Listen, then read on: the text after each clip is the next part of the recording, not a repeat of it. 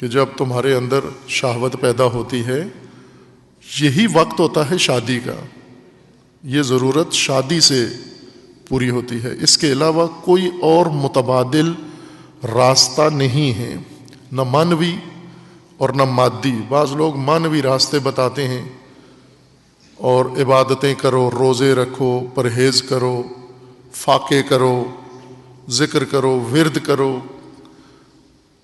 خوب اگر آپ کے پاس کوئی تعویذ ہے تو بھوکے کو دے دو کہ اس کو جب بھی بھوک لگے یہ تعویذ آپ کا ورد پڑھ لے، بھوک ختم ہو جائے، خرچہ کم ہو جائے۔ خصوصاً آج کل مہنگائی کے زمانے میں پیٹ بھرنا مشکل ہے۔ اگر آپ کے پاس تعویذ ہے گھر بنانے کے لیے، لوگوں کو تعویذ دے دو، ہر آدمی کسی جگہ جا کر پھونک مارے اور ایک بنگلہ بنا ہوا اسے وہاں اپنی زمین میں یا کسی محلے میں بنا ہوا کسی اچھی سوسائٹی میں مل جائے۔ خوب یہ ڈھکوسلے ہیں، انسانی فطرتیں تعویذوں سے اور وردوں سے نہیں تسکین پاتی۔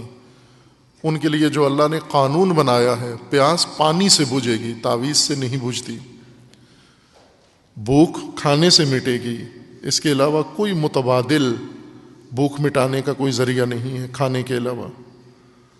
کھانے کو آپ نے یہ دیکھنا ہے کہ حلال ہو، حرام نہ ہو، چونکہ کھانے حلال و حرام دونوں ہو سکتے ہیں، پانی اور مشروب حلال و حرام دونوں ہو سکتے ہیں، حلال بھی پیاس بجھا دیتا ہے، حرام بھی پیاس بجھا دیتا ہے، لیکن آپ کو حلال دین بتاتا ہے کہ حلال کے ذریعے پیاس بجھانی ہے۔ انسان کے اندر جب یہ تقاضا پیدا ہوتا ہے، شہوت انسان کی فطرت میں ہے، انسان کی طبیعت کا حصہ ہے، یہ شہوت شیطان نے انسان کے اندر نہیں رکھی، اللہ نے انسان کے اندر رکھی ہے۔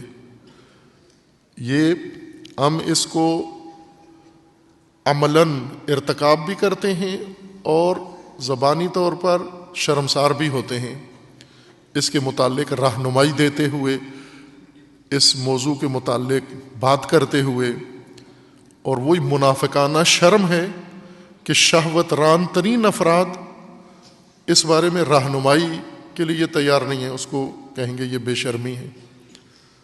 مثلا ماں باپ کو پتہ ہے کہ اولاد ہماری آلودہ ہو چکی ہے، ہو رہی ہے، جوان ہو چکے ہیں، ان کے اندر اب شہوانی حس پیدا ہو گئی ہے، اور ہمیں اب اس کا رائے حل ان کو دینا چاہیے، یعنی ازدواج کا اہتمام کرنا چاہیے، شادی کا اہتمام کرنا چاہیے۔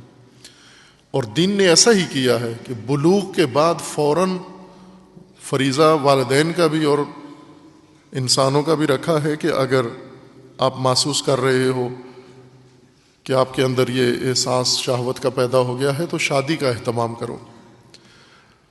سماج رکاوٹ بنا ہوا ہے، بڑے بچے رکاوٹ بنے ہوئے ہیں، فلاں، یہ جو ہم نے بے دینی کا ایک نظام بنا کے اپنے لیے قائم کیا ہوا ہے، جس وجہ سے ہر انسان جرم میں مبتلا ہے، ہر انسان کے اندر جب یہ احساس پیدا ہوتا ہے، اس کو ضرورت محسوس ہوتی ہے، انسان بالغ ہوتا ہے، بلوغ کی عمر کو پہنچتا ہے، تو بعض اوقات انسان میں عفت ہے، کنٹرول ہے، یعنی شہوت ابری ہوئی نہیں ہے، بھڑکی ہوئی نہیں ہے، معمول کی بندگی کی زندگی گزار سکتا ہے، عبدیت سے خارج نہیں ہوتا، حرام مرتکب نہیں ہوتا، نہ عمل میں نہ کسی اور حس کے ذریعے سے۔ لیکن جب یہ مادہ بھڑک اٹھے، جاگ جائے ایک دفعہ، پھر ناممکن ہے اس کو کنٹرول کرنا، اس کو تسکین دینے کے لیے پھر انسان غلط کام کرتا ہے، جرم کرتا ہے، گناہ کرتا ہے۔ وہ جرم جس کو دین کی اصطلاح میں اور عام زبان میں کہا جاتا ہے زنا، مجرمانہ طریقے سے شہوت کی تسکین پانا۔ اس کی کئی قسمیں ہیں زنا کی۔ ایک دوسرے کے ساتھ زنا یعنی شہوت رانی کا جرم، مجرمانہ کام، اور یہ مجرمانہ شخص جس پر غلبہ شہوت کا آ گیا ہے، شہوت کی تسکین کے لیے کئی طریقے اختیار کرتا ہے۔ بعض ماں باپ کی وجہ سے غلطیاں کرتا ہے. یہ ماں باپ اس جرم میں شریک ہیں جو بچوں کی شادیاں نہیں کرتے، اور یہ بچے زانی ہیں. ماں باپ بنا رہے ہیں اپنے بچوں کو زانی، اس بات پر اکسا رہے ہیں. زنا کس طرح کا؟ ایک اپنے ساتھ، ایک زانی ہے اپنے ساتھ کرتا ہے یہ کام، یہ جرم. جو ابھی ایک معروف عالم وہابی مسلک کے مشہور شخصیت اور یزید کے حامی جنہوں نے یزیدیت کا عالمی سطح پہ دفاع کیا، ذاکر نائک، اس نے باقاعدہ اس عمل کو کہا ہے کہ یہ جائز ہے، یہ ٹھیک ہے، یہ بہترین ہے، یہ کرنا چاہیے سب کو. اگر کوئی اور شادی نہیں ملتی، کچھ بھی نہیں ہے، تو یہ عمل کرو، آپ استمنا کرو، خود لذتی حاصل کرو. خوب ظاہر ہے جب انسان اتنا معیوب ہو جائے ذہن اس کا کہ اس کو یزید سے قباحت نہ آتی ہو، گھن نہ آتی ہو، یزید کی پلیدی اس کو سمجھ میں نہ آتی ہو، تو وہ باقی شریعت کے احکام کو بھی اسی طرح سے مسخ کر کے پیش کرے گا. حرام خدا کو حلال قرار دینا یہ ایک یزیدی انسان ہی کر سکتا ہے، ورنہ حلال خدا کو حرام کرتے سارے ہیں لیکن قرار نہیں دیتے، کہتے نہیں ہیں کہ یہ حرام حلال ہو گیا ہے. ابھی سود سارے کھاتے ہیں لیکن جانتے ہیں کہ حرام ہے، کوئی نہیں کہتا حلال ہے. زانی بھی نہیں کہتے کہ یہ عمل حلال ہے، کہتے ہیں حرام ہے. لیکن یہ یزیدی عالم یہ کہہ رہا ہے کہ یہ جائز ہے، یہ کیا کریں آپ. خوب یہ بھی ایک زنا کا زمرے میں آتا ہے، اپنے ساتھ زنا.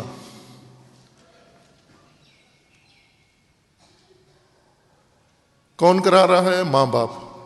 گھر میں ماں باپ کو کہتا ہے میری شادی کراؤ، وہ ڈانٹ دیتے ہیں، بے شرم، تیرے پڑھنے کا زمانہ ہے، تو ابھی بچہ ہے.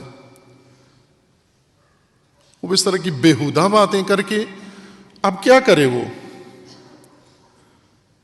یا کسی اور پہ تجاوز کرے گا جس طرح سے کر رہے ہیں چھوٹے چھوٹے بچے اور بچیوں پہ تجاوز کر رہے ہیں، یا پھر اپنے ساتھ تجاوز کرے گا. اور والدین ہیں اس عمل پر مجبور کرنے والے جو بچوں کی شادیوں کو ٹالتے ہیں. وہ کیوں ٹالتے ہو؟ اگر پیسے نہیں ہیں تو پیسوں والی نہ کرو شادی. کس نے تمہیں مجبور کیا کہ پیسوں والی شادی کرو؟ یہ ہندو مذہب یا ہندو تہذیب میں پیسوں والی شادی کا ہے نظام، اسلام میں نہیں ہے. اسلام میں آسان شادی ہے. دین میں اسلامی شادی میں پیسے نہیں ہیں ضرورت. پیسے جتنے چاہیے وہ صرف حق مار ہے بس، باقی کیا مال خرچ کرنے نہ کرو، مستحبات ہے نہ کرو، ولیمہ نہ کرو، دعوتی کارڈ نہ چھپواؤ، باقی خرچے اوٹ پٹانگ حرام کے نہ کرو، نمائش نہ کرو، رسومات ادا نہ کرو، تو واجب نہیں ہے.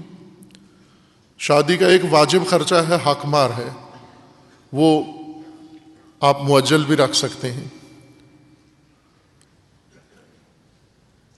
لیکن والدین آمادہ نہیں ہیں، بچوں کو زانی بنا رہے ہیں لیکن انہیں بچانے کے لیے تیار نہیں ہیں. ایک ہے زانی کی ایک قسم ہے ہم جنس بازی، کہ ظاہر ہے جہاں پر بہت سارے لوگ رہتے ہیں، مرد اکٹھے رہتے ہیں اور سب میں شہوت ہے، شادیاں بھی ماں باپ نہیں ان کی کرتے، تو کیا کریں گے پھر؟ یہ ایک دوسرے کے ساتھ عمل زنا مرتکب ہوں گے. اس طرح لوط کی تہذیب پیدا ہونا شروع ہو جاتی ہے. جب دینی راستے لوگوں پہ بند کرو گے تو وہ جرائم کی طرف چلے جائیں گے. ایک ہے زنا نامحرم کے ساتھ،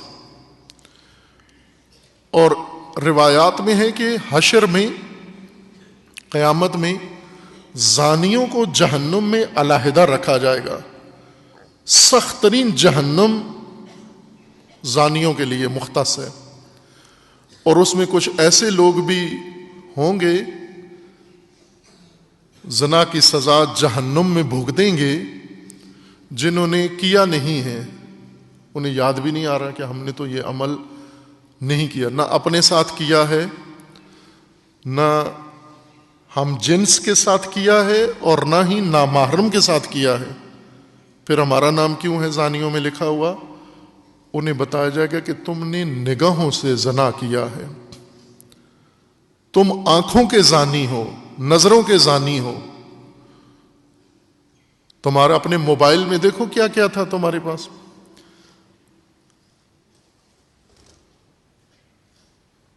گلی میں نکلتے تھے کیا کرتے تھے، کس پہ نگاہیں ڈالتے تھے، چھپ کے یا علنی طور پر کس کو دیکھتے تھے، تسکین پاتے تھے، وہ سارا زانی ہے وہ سارے۔ خوب یہ کون اس سارے زانی تہذیب کا ماحول کون فراہم کرتا ہے؟ سماج، رسومات، ماں باپ کی ذہنیت، غیر دینی، غیر مذہبی، غیر متقیانہ ذہنیت، بے تقوائیت،